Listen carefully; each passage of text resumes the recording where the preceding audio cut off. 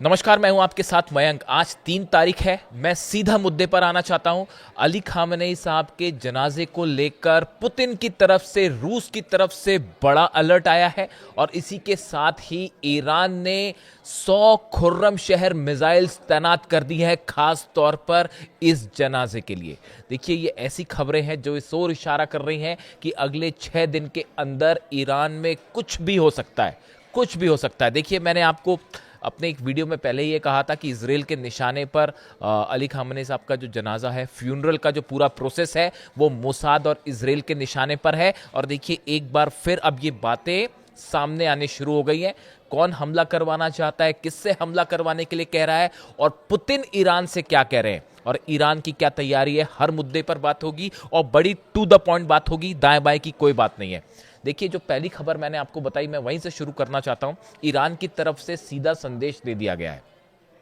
Iran की तरफ से यह कहा गया है कि अगर इजराइल की तरफ से अली खामेनेई साहब के जनाजे को निशाना बनाया गया तो उसका नतीजा ये होगा, हम इजराइल को नक्शे से मिटा देंगे। जो कमेंट्स आ रहे हैं वो ये बता रहे हैं कि ईरान ने एक बहुत बड़ी तैयारी कर रखी है। देखिए, जनाजे की तो एक प्रोसेस है ही, उसमें करोड़ों लोग शामिल होंगे, लोगों की भावनाएं जुड़ी हुई हैं और एक ऐसे लीडर थे जिनके पूरी दुनिया में करोड़ों फॉलोअर्स हैं।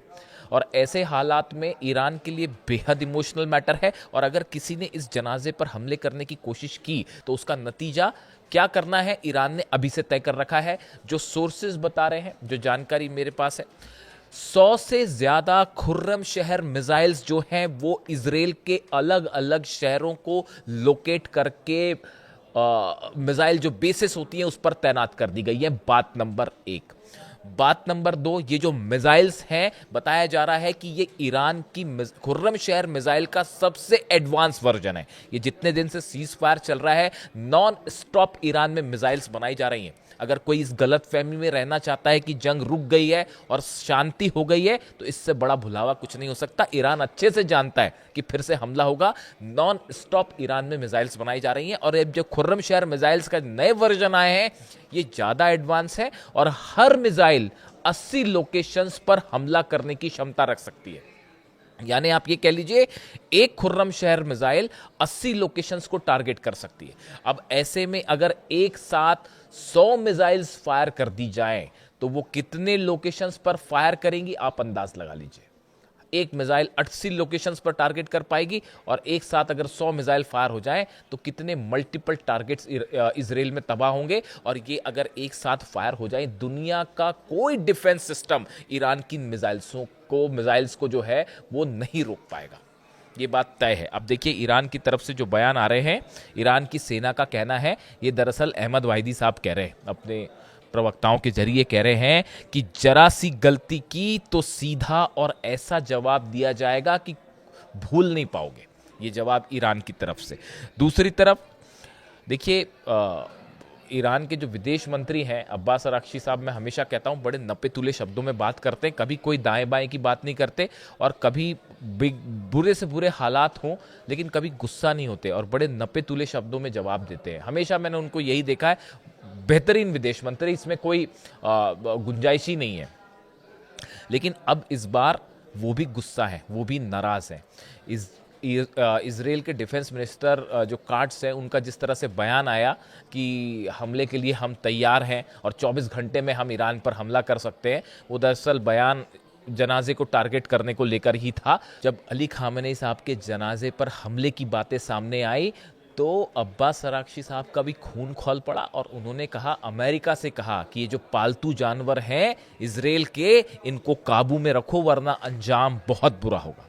देखिए, जो खबरें हैं उसके मुताबिक एक बड़ी मीटिंग हुई है इजराइल में। मोसाद और इजराइल की गवर्नमेंट के अधिकारी शामिल थे उसमें, और उसमें बड़ा प्लान तैयार है कि क्या रुख रहेगा इजराइल का इस पूरे जनाजे को लेकर। कुछ भी हो सकता है। जो तमाम इंटरनेशनल एजेंसीज जिस ओर इशारा कर रही हैं, ये बेहद अगले 6 दिन बेहद सेंसिटिव हैं, ना सिर्फ ईरान के लिए, पूरे मिडिल ईस्ट के लिए। और इन 6 दिनों में अगर कुछ भी जरा सा भी गड़बड़ होता है, ये पूरे अरब में ऐसी आग लगाएगा जिसे दुनिया की कोई ताकत नहीं रोक पाएगी। देखिए, ईरान के तो कई रिलीजियस लीडर्स हैं, उनके बयान में देख रहा था, वो तो अभी भी यही कह रहे हैं। उनका कहना है कि ईरान को सब बातें छोड़ देना चाहिए, पहले अली खामेनी साहब की शहादत का बदला लीजिए, उनके हत्यारों से बदला लीजिए। ऐसे तमाम ईरान के रिलीजियस लीडर्स हैं जो इस तरह की बात कर रहे हैं। अली निगजाद हैं, ये सांसद हैं वहाँ के, शायद तो संसद के उपाध्यक्ष भी हैं।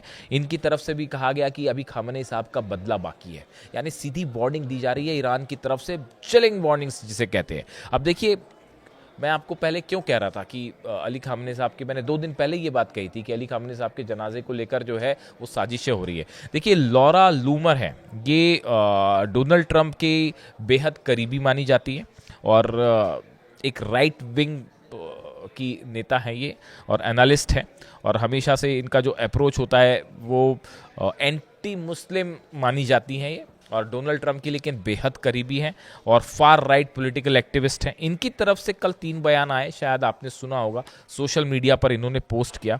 उन्होंने कहा कि आयतुल्लाह अली खामेनी साहब का जो फ्यूनरल है, इसको लेकर उन्होंने कहा, अ फ्यूनरल फॉर खामेनी, ये लिख रही हैं वो अपनी सोशल मीडिया पे, a funeral for Khamenei that's what we call a target rich environment, और उसके आगे एक बॉम्ब की फोटो लगा रही हैं।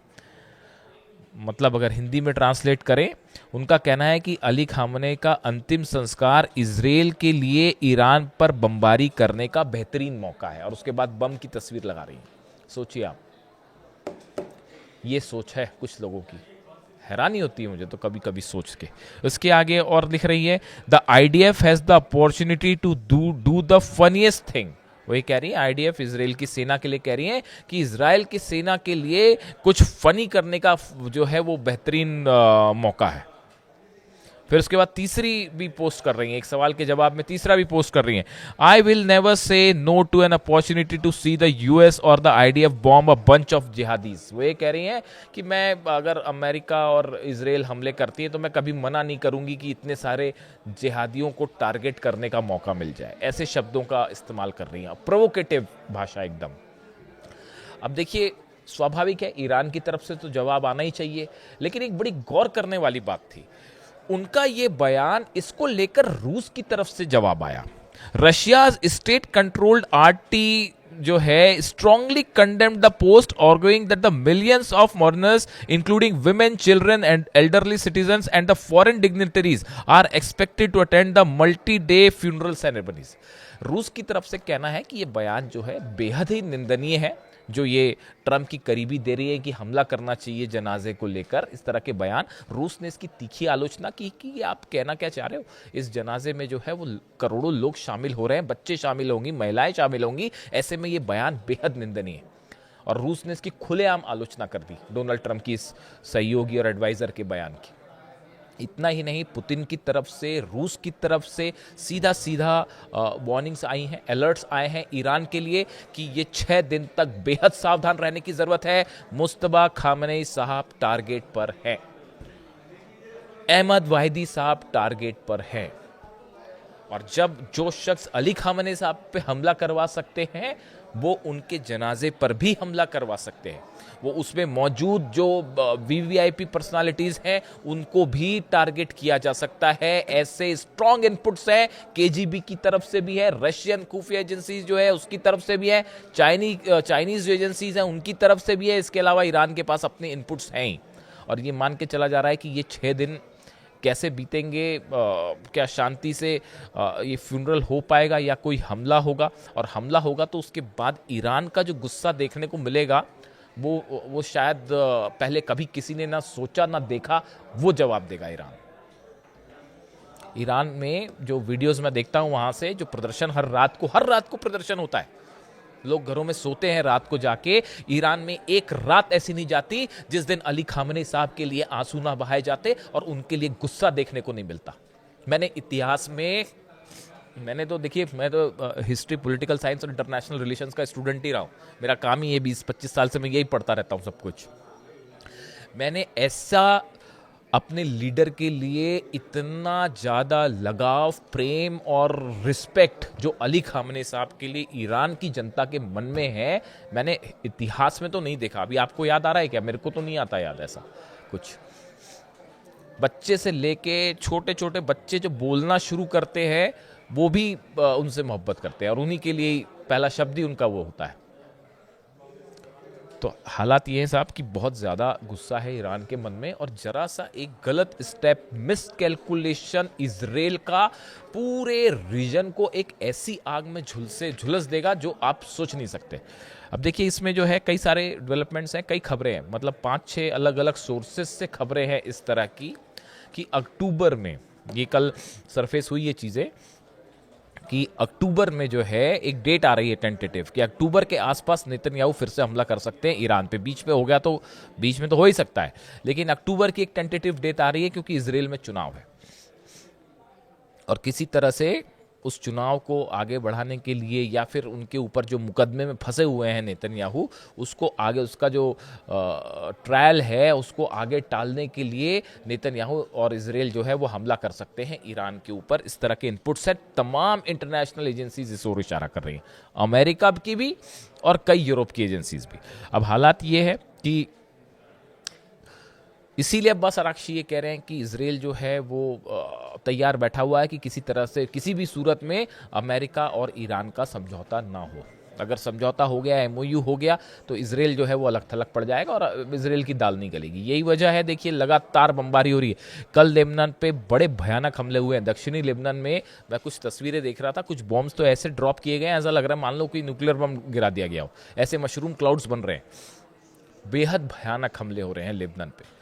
ऐसी हाल गजा में है, ऐसी हाल सीरिया में है। ये सब साफ साफ इंडिकेशन कर रहा है कि इजराइल एक प्लान तैयार कर चुका है कि किसी भी सूरत में अमेरिका से एमओयू साइन नहीं होने देना है, बात समझौता को आगे नहीं बढ़ाना है। अब भले डोनाल्ड ट्रंप जो है, असल में अमेरिका का बड़ा नुकसान हो गया। देखिए 16-17 बेस जल गए। अरब देश जो है वो अपना डिफेंस सिस्टम, ये भी इस बात को ध्यान रखिएगा, जितने अरब देश हैं बड़ी तेजी के साथ अपना डिफेंस सिस्टम मजबूत करने में जुटे हुए हैं। क्या वजह है इसकी, सोचिए आप जरा। आयरन डोम मजबूत करने में जुड़ा है इजराइल, और पूरे अरब देश जो हैं वो एक सूत्री कार्यक्रम चल रहा है साहब सबका, हथियारों के मामले को लेकर। चाहे वो यूएई हो, चाहे सऊदी हो, चाहे बहरीन हो, चाहे कतर हो, चाहे जॉर्डन हो, एक एक देश जो है वो अपना डिफेंस सिस्टम मजबूत करना चाहता है, क्योंकि उनको पता है कि आज नहीं तो कल इजराइल की तरफ से, ईरान की तरफ से जो है वो मिसाइल खानी है, और वो मिसाइलें रोकने की हिम्मत नहीं है। तो अब कैसे करके, भाई अमेरिका तो रोक नहीं पाया, 16-17 बेस जला डाले, तो अब आगे क्या होगा। तो इसीलिए जो है वो अपने डिफेंस सिस्टम मजबूत किया जा रहा है। अब इस बीच जो जहाँ से हमने बात शुरू की थी कि अली खामेनी साहब के जनाजे को लेकर जो है वो बड़ी तैयारी ईरान की तरफ से, सिक्योरिटी मेजर्स हैं तमाम। देखिए तमाम उनके वो आ गए हैं, गाइडलाइंस आ गई हैं कि कौन मौजूद रहेगा, उसमें वीआईपी जो पर्सनालिटीज़ है वो कहाँ रहेंगी। मुस्तबा खामनी को लेकर अभी तक कोई बात साफ नहीं है कि क्या वो इस फ्यूनरल में मौजूद होंगे, क्या पब्लिक के सामने वो आएंगे, क्योंकि उन पर हमले का सीधा सीधा थ्रेट है और हो भी सकता है हमला। तो ऐसे हालात में क्या वो सामने आएंगे, अभी इसके बारे में ईरान ने कुछ नहीं कहा है, लेकिन एक बात तय है जो साफ साफ दिख रही है, इस जनाजे पर हमला इतिहास के सबसे बड़े युद्ध को छेड़ सकता है, सबसे बड़े युद्ध को। और ये तीसरे वर्ल्ड वॉर की शुरुआत होगी अगर अली खामेनी साहब के जनाजे पर हमला कर दिया तो, और इससे बड़ी मिस्टेक इतिहास की नहीं हो सकती। कई देशों के जो है वो नक्शे से गायब हो जाएंगे अगर इस जनाजे पर हमला हुआ। वीडियो कैसा लगा कमेंट करके ज़रूर बताइए। कई बड़े अपडेट्स अगले वीडियो में आपके लिए लाऊंगा। Thank you so much.